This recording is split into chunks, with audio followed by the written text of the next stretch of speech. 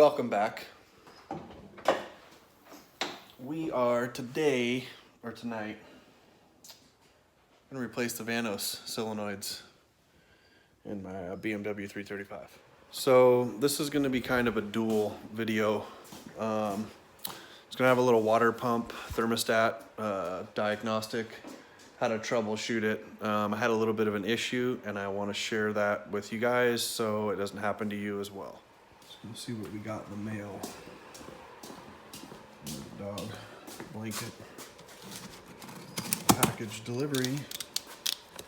Package is delivered. There's one hand here.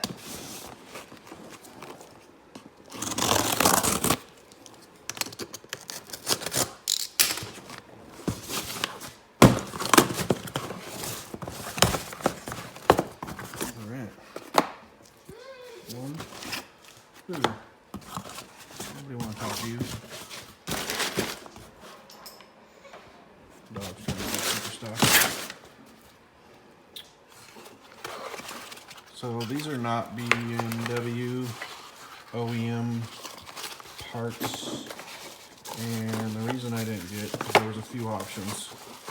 The reason I didn't get the BMW OEM one is because it looked completely different than the BMW OEM one I have in my car.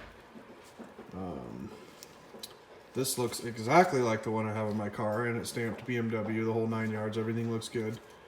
But it did not have this like cylinder thingy with the holes in it, so that kind of made me nervous. That freaked me out a little bit. I wanted to get the ones that looked just like the ones I had in there. I think these were $80 a piece, so 160 and some change for the two of them. And the other ones, I can't remember. They were the more expensive one. It would have been about 300 bucks. The cost was not a concern of mine, because obviously I want to put the best parts I can in my car. It was just, they did not even look like the right ones. So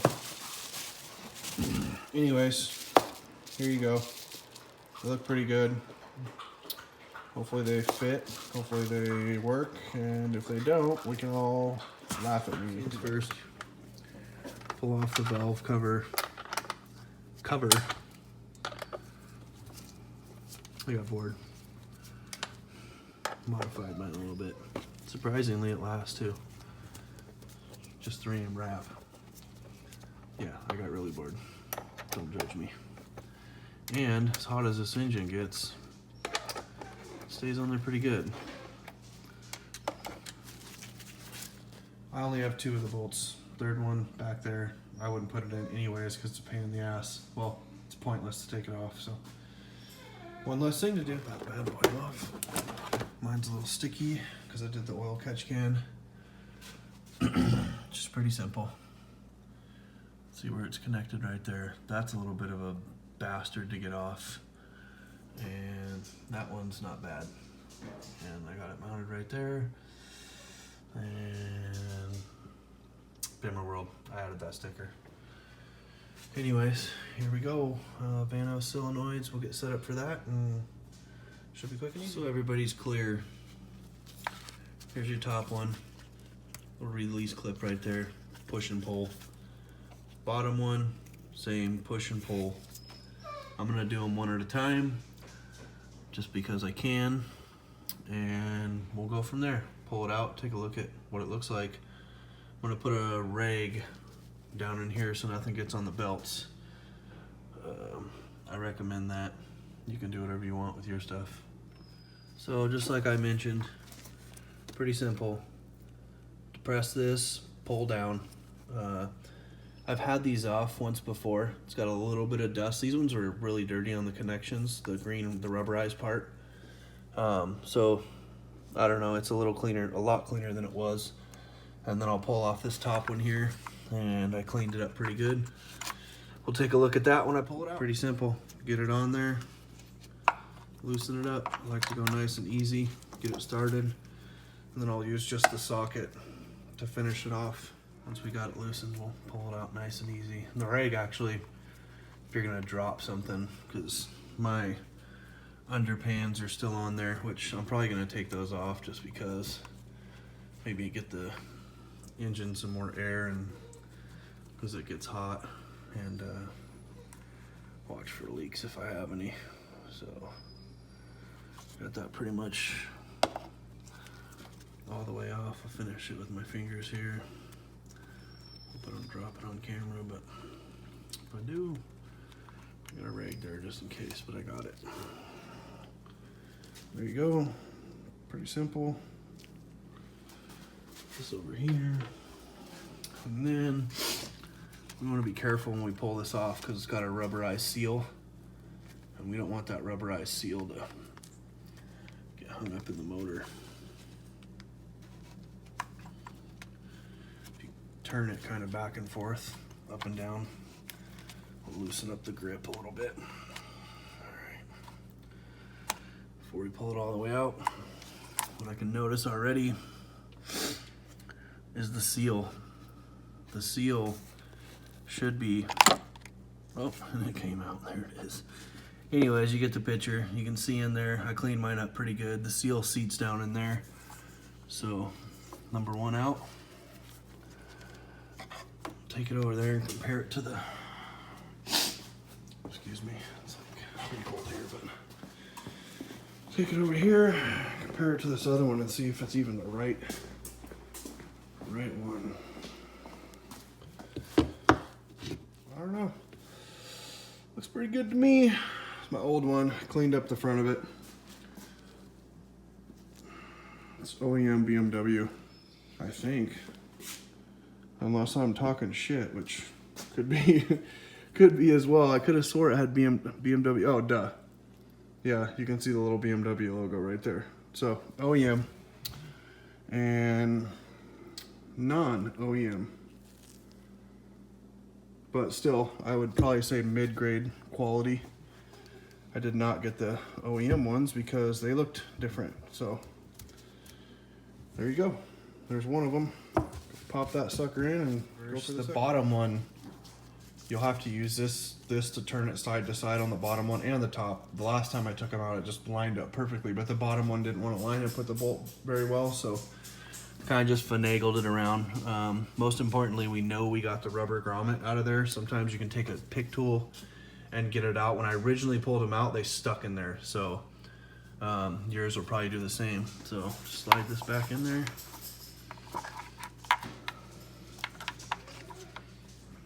Nothing too fancy. Make sure we kind of line it up. All right, we had to pop that on there off camera. It took 2 hands because it's a brand new gasket, so it's a lot tighter. 2 hands, equal pressure. Popped right in there. I already plugged it in. The bolt started.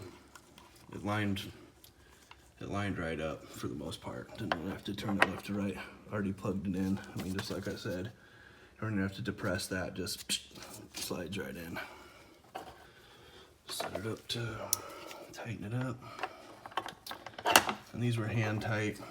I know this car has a lot of specific torque specs and all that stuff, but like I said in the intro, we'll get to how important torquing actually is when we talk about my little water pump issue that wasn't an issue at the end of the day.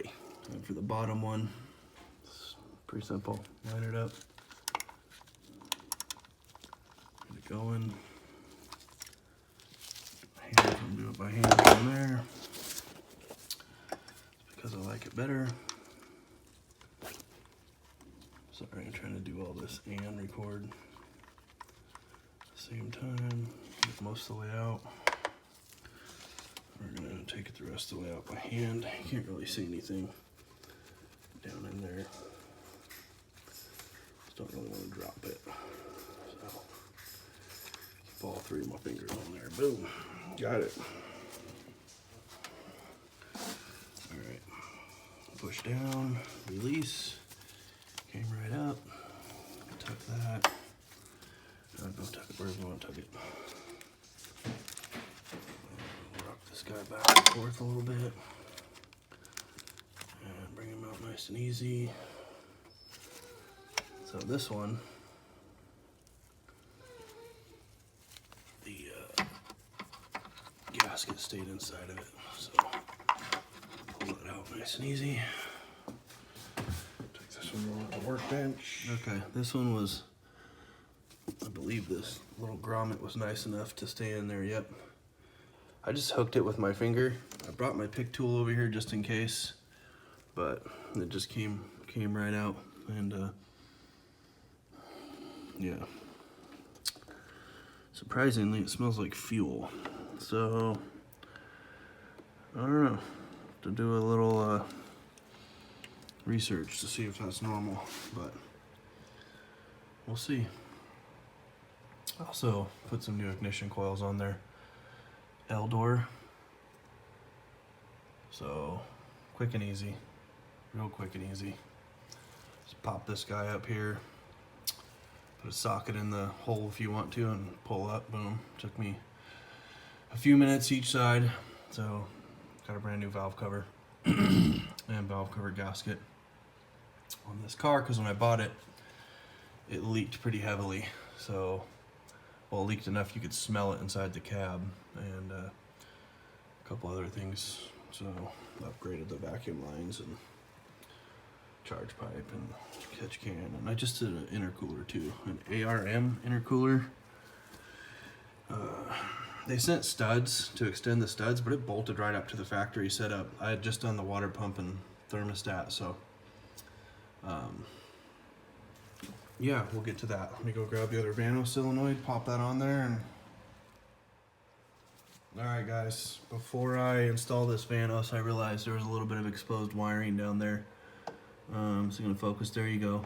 I want to get to that before I get it all covered up and it becomes a problem later. So what I got is a little blue Edge Lock advanced painter's tape, and that should do the fuck out of here with that. We're not gonna use that, just kidding. Has some 3M high temp tape, so I think it's good to 300 something degrees, and we'll toss that on there.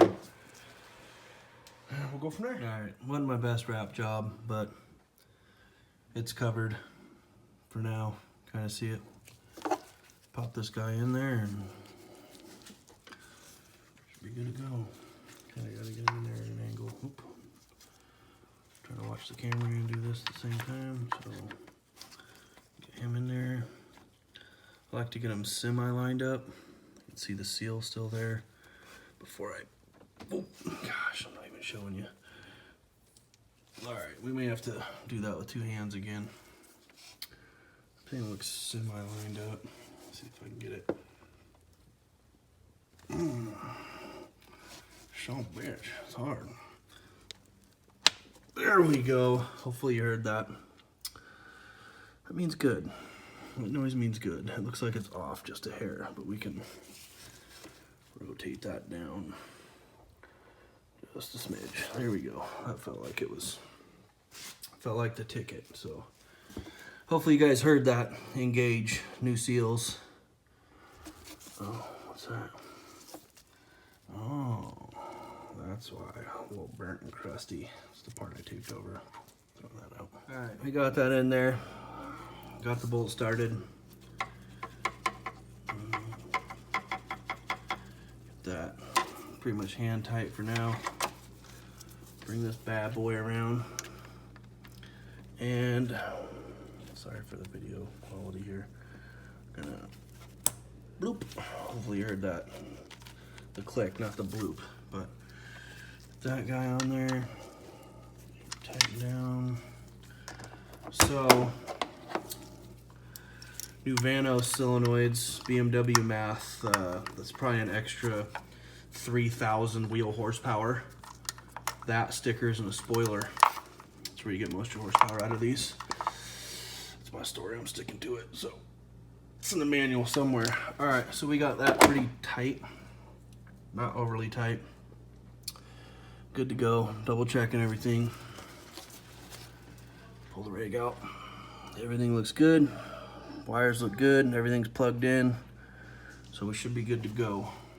All right, got the valve cover back on. Everything is good to go. You don't want to over tighten those, in my opinion. So I wanted to break off or whatever. But I recently did the water pump and the thermostat, And the reason for that is I was driving down the road and I got an error code, power loss, communication to the water pump fault, something along those lines. So anyways, had to get it towed back to the house, and shop wanted $1,800. So for $400, I bought all the parts and did it myself.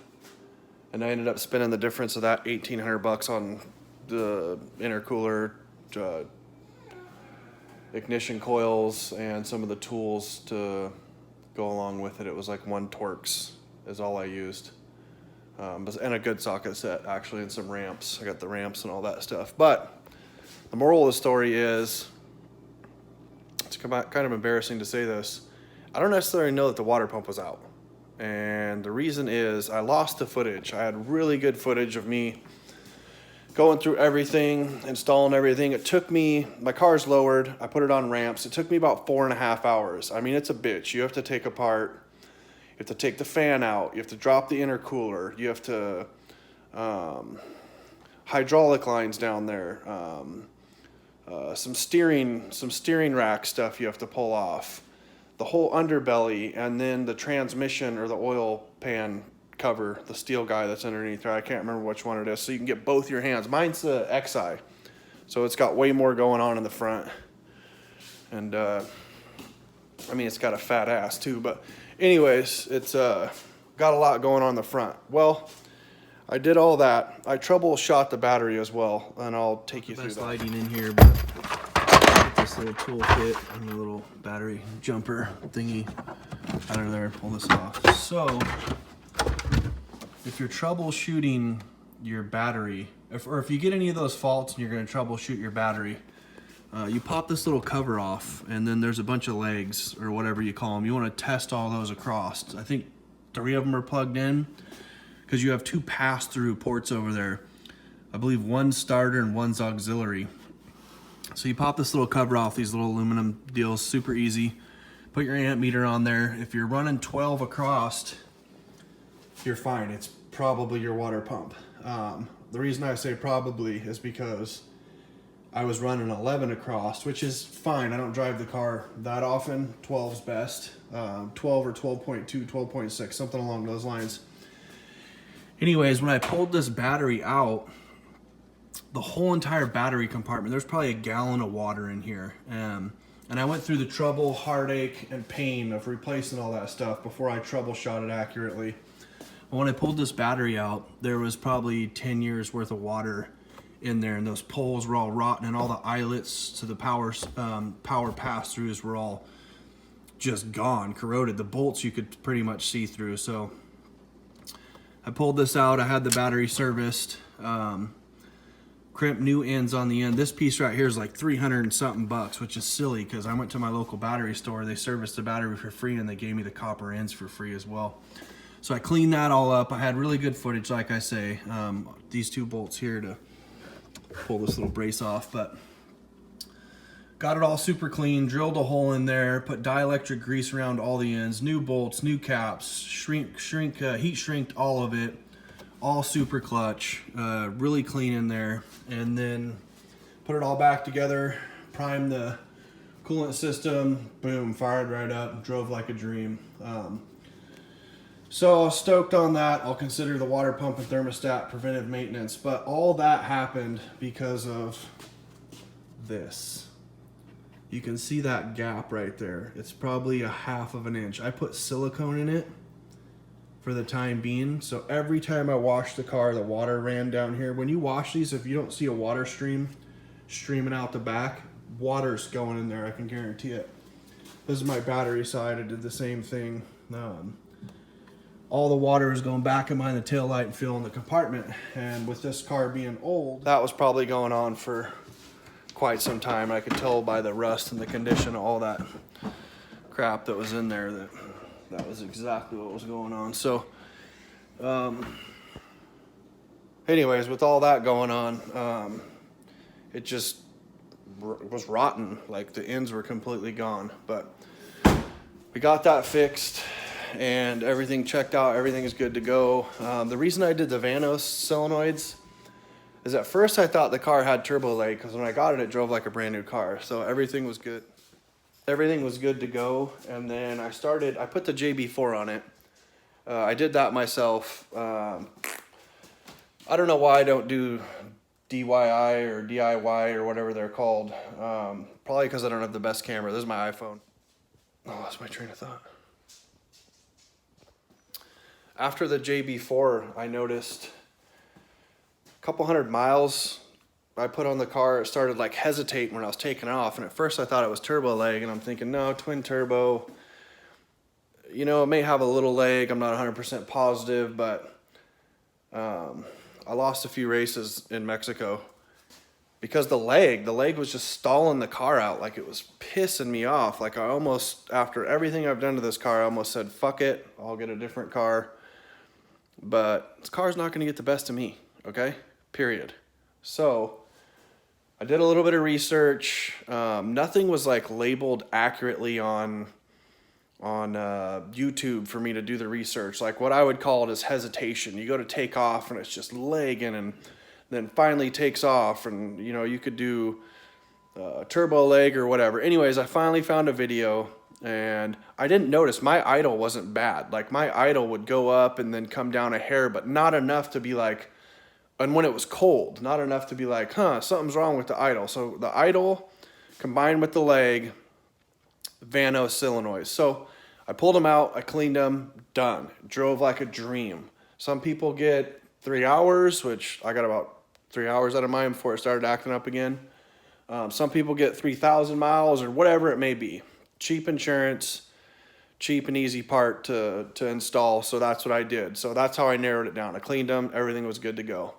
Thankfully, I found that video. So did that, got the water pump. Last thing I got to do on this car, oil pan gasket and the oil housing, the gaskets in those. I'm going to do the oil housing gaskets myself. It's on the top half, no big deal.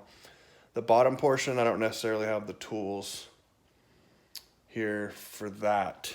And I'll probably end up paying somebody to do that. So not bad, but anyways, I hope this helps someone out. At least check your battery portion first. If you got any questions, comment, and I'll try to answer them the best I can. I have not tested my old water pump because I'm kind of afraid to be even more stupid, if that makes any sense. I'll probably test it because I don't really give a shit. Just as long as this, you know, if this helps someone out and saves them a little money. The mileage on this car, the water pump should be going bad. There's a few things on this: fuel pump, water pump, all the gaskets, because they were made out of candy canes from Germany, not rubber. So anyways, you get the picture. Hope it was informational. See ya on the next one.